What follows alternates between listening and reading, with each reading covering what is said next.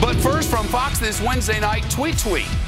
The story of the congressman and the underpants. When your name is Wiener, you get a lot of people who are doing mischievous things, making jokes about your name. Shannon Bream on Fox Top Story live tonight on Capitol Hill. Shannon, what do we know? Well, Shep, today the congressman said it is a fact, and that's a quote from him, that his account was hacked. But as you noted there, when it comes to whether or not that picture is a picture of him, well, he's not ruling it out.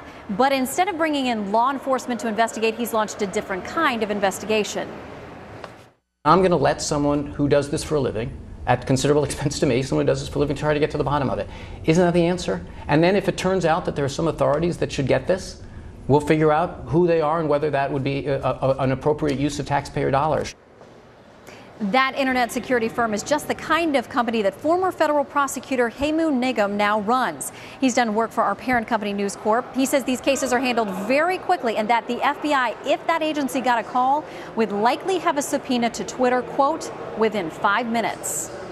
This is something that if it happened on, I think, Friday or Saturday, already today we would have known where it was coming from and some information around where that culprit may be located. So I find it rather unusual, surprising, alarming that those types of steps haven't been taken.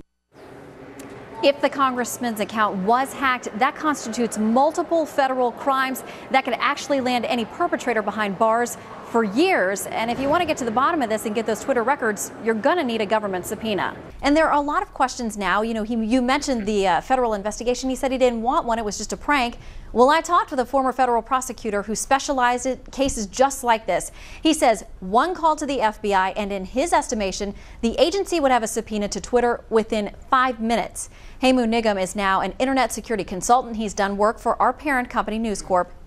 And that internet expert went on to say that digital fingerprints are nonpartisan, just factual, Shep.